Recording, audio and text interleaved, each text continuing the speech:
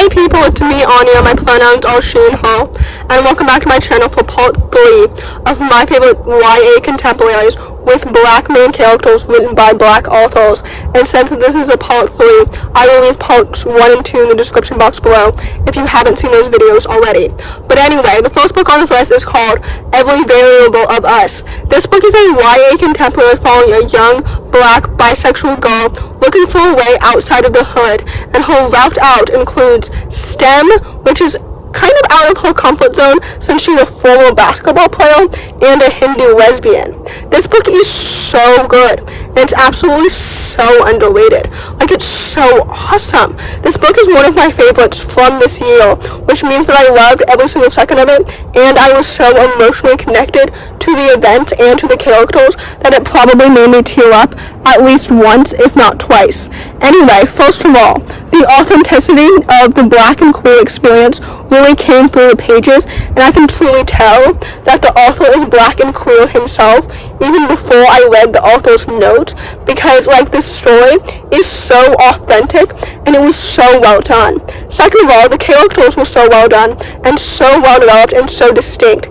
The sapphic romance was so cute, and it was absolutely so lovely and so well developed, and I really liked it.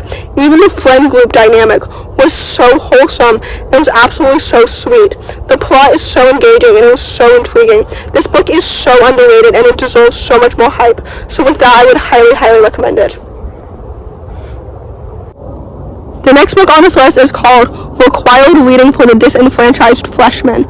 This book is a YA contemporary following a young black girl at her new college who's challenging microaggressions, and she's out of school with a racist past that's distant, but maybe it's not as distant as it seems, if that makes any sense. This book is so good, and it's so underrated.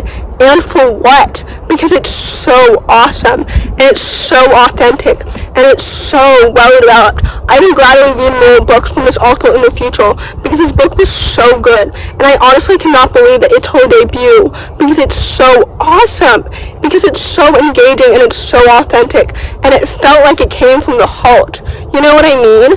The plot was so engaging, and it was absolutely so intriguing.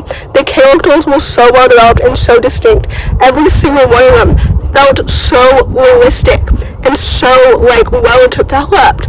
This book is so awesome, and it's so underrated. The world building and the academic setting was so good. Honestly, I completely forgot to include this book in my favorite books with academic settings, so maybe I'll just make a part 2. I don't know why I said maybe. I will definitely make a part 2 to that video. Anyway, this book is so good, and it's absolutely so lovely, and it's so wonderful, and it's so authentic, and it's so engaging, and it's so underrated. So anyway, with all of that said, I would definitely highly recommend it. The next book on this list is called Let Me Hear a Rhyme. This book is a YA contemporary following 3 Brooklyn teenagers who are trying to turn their murdered friend into a rap star by pretending that he's still alive. This book was so good, and it was so awesome. It's one of those books where the concept sounds so interesting and so intriguing because you have hope in the characters, and you think to yourself, how in the world are they going to pull this off?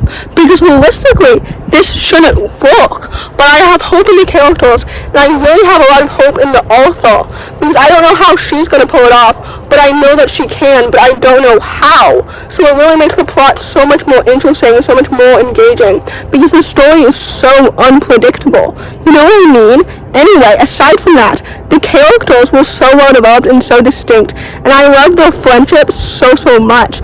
The trio was so cool and so well done. This book is absolutely so awesome, and I know that technically it constitutes as historical fiction because I believe it's set in the 90s, and to me, the 90s is history since I didn't exist then, but I suppose to some, it's technically contemporary. You know what I mean? I don't know where the line is between contemporary and historical fiction sometimes. So anyway, with all that said, this book is so good, and it's so well done, and it's really underrated. I know this author is more known for her other books, like Grown and Monday's Not Coming, and whatever else that she has written, but this book deserves just as much hype as those books. So anyway, with that said, I would definitely highly recommend this book. The next book on this list is called Excuse Me While I Ugly Cry. This book is a YA contemporary that follows a young girl who's blackmailed into facing her worst fears. This book is so good, and it's absolutely so fantastic, and honestly, I'm so excited to read the author's next book, which I believe comes out in early May, which is in about 2 to 3 weeks, so that's exciting. Anyway, this book was so good.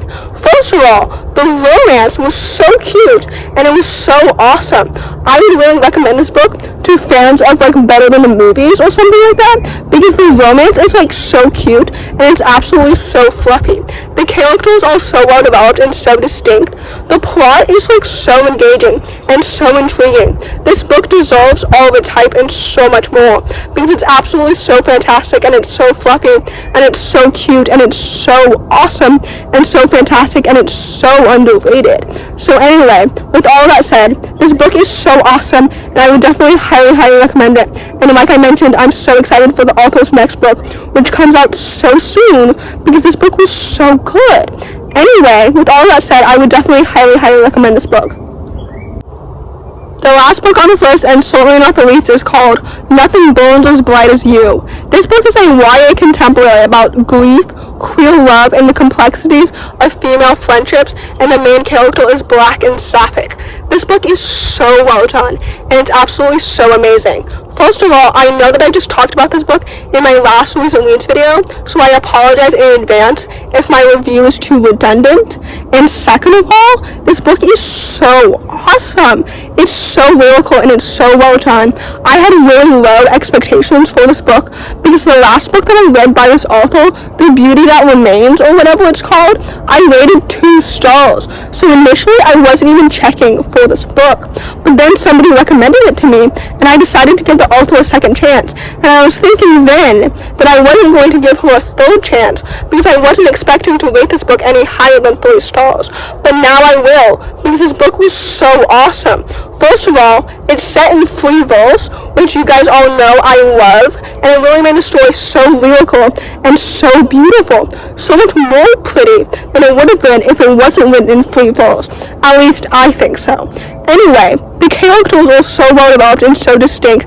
The sapphic-like relationship was so authentic, and it was so awesome.